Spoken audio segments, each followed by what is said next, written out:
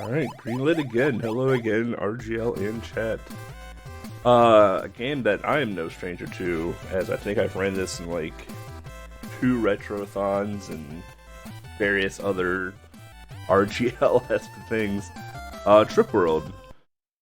Very adorable. Alright. Weird timing apparently there. So it's a 1992 Sunsoft game, which is pretty cool because it kind of came out roughly around the same time as KDL 1. So yeah, with that, we're gonna start in 3, 2, 1. Let's get cooking. So, Trip World, the purpose of this game is that we have to save our grandfather and the kingdom.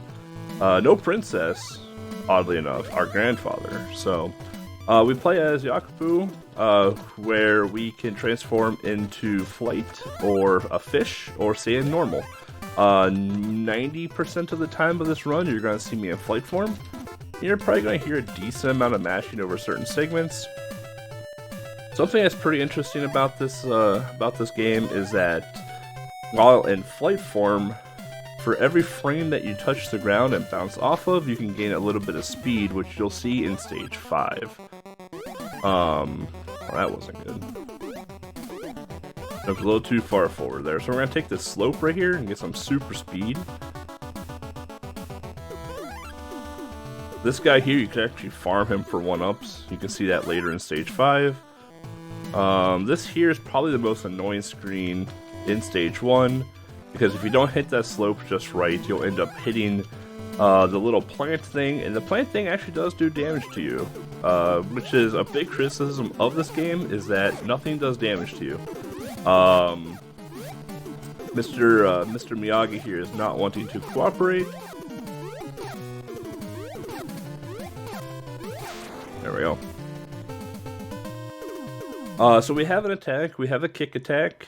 In flight mode, we don't have any attack at all.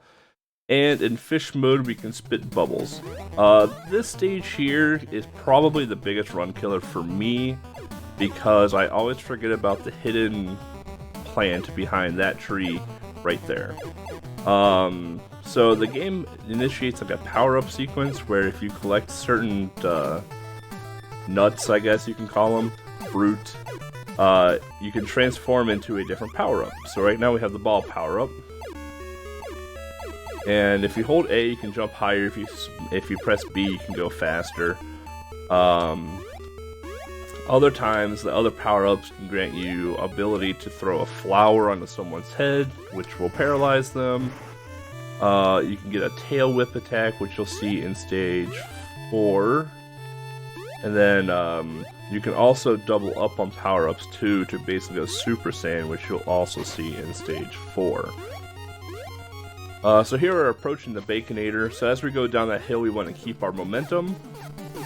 And a little trick when fighting the Baconator is when it goes into Bacon mode, just let it hit you, because once it hits you, it turns back into the little elephant, and you can just keep kicking it.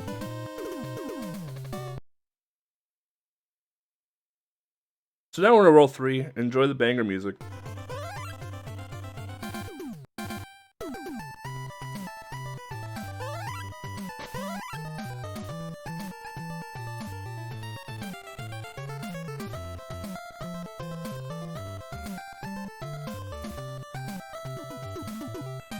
Alright, so you'll probably notice that my character is either gone or showing up randomly.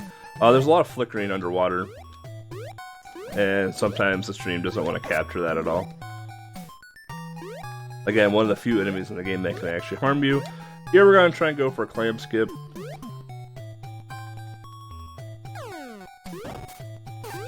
So this setup is this is the beginner setup for Clam Skip, where we do a kick jump. We want to get this clam. Oh, that might be too far away. Yeah. So now we're, we still want to go for Clam Skip, because Clam Skip's cool.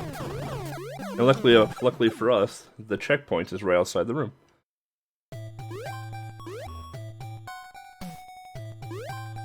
If we don't get Clam Skip this time, we'll do the long approach. Oh no. There we go. Clam didn't want to behave. There we go. Now the clam is behaving. Now let's see if we get clam. I don't think we got clam nestled in. Alright, if clam isn't nestled in, alright. Now you're gonna see cute cows instead. No clam skip this time around. Glitchless % now.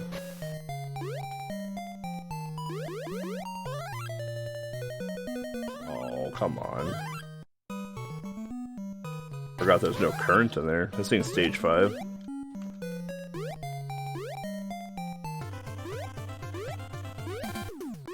Been a while since I've done this approach.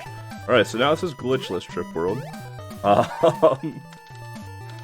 So this section here is a wind current section where if we drop below those clouds, we're gonna get pushed all the way back to the beginning of that screen, and now we're gonna fight Grimace. So Grimace has 2 things it can do. It can shoot these little orbs, or it can bounce around. Ideally, we take it out in the bottom left or bottom right corner, but it kind of got away from us, but that's fine. We're in World 4 now. This is my least favorite world in the entire game. This is the Desert World, where again, you're going to see nothing but flying going across the top of it.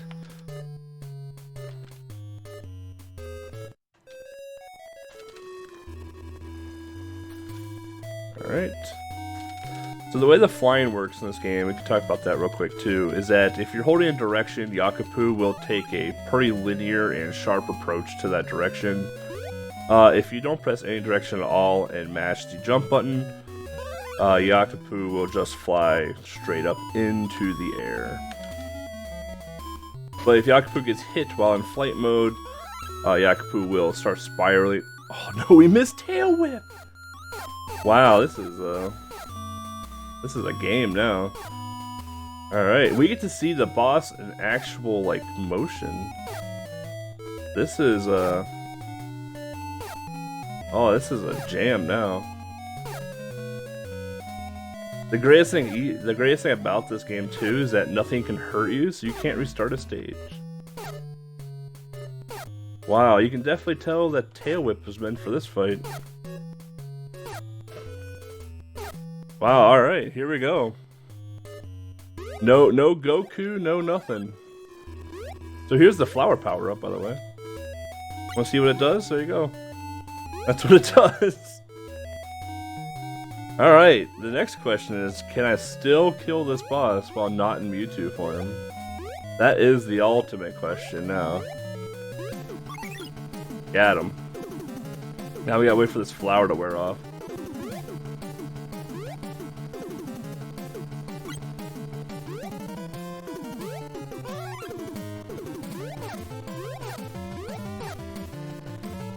Alright, I haven't fought this boss normally in a long time.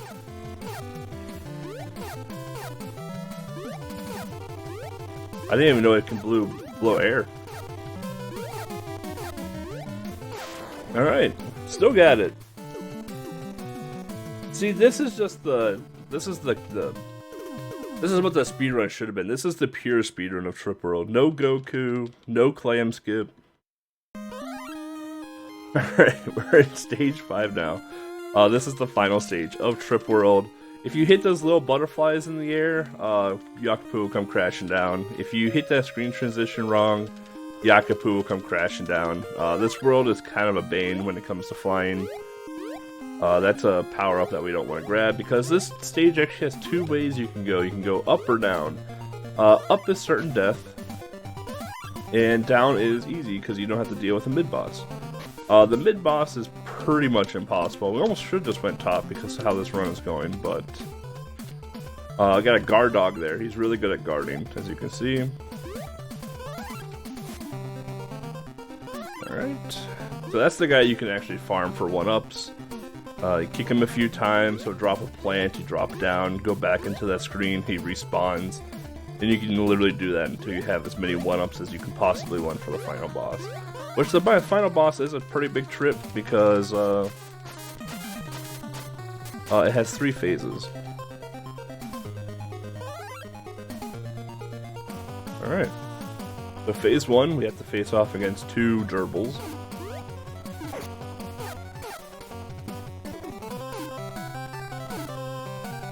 Alright. phase 2, we face off against Evil Pikachu.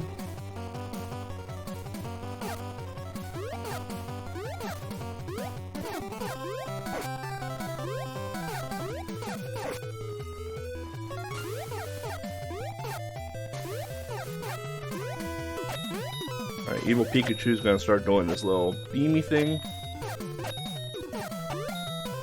Alright.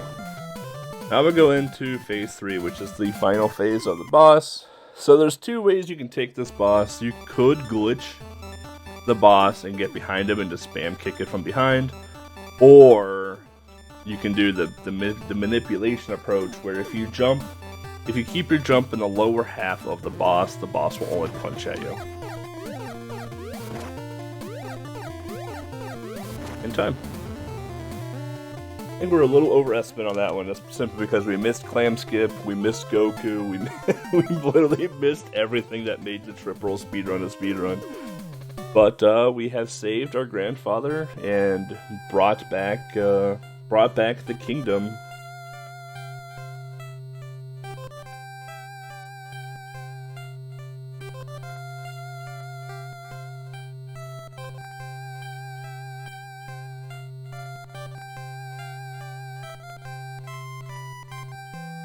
So yeah, with that, I have nothing else to say. The next game we have up is a Kirby's Dream Land normal mode race, which is gonna be pretty awesome.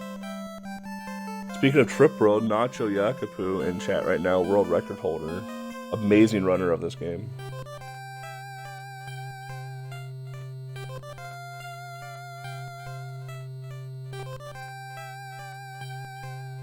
But yeah, Trip Team, until next time.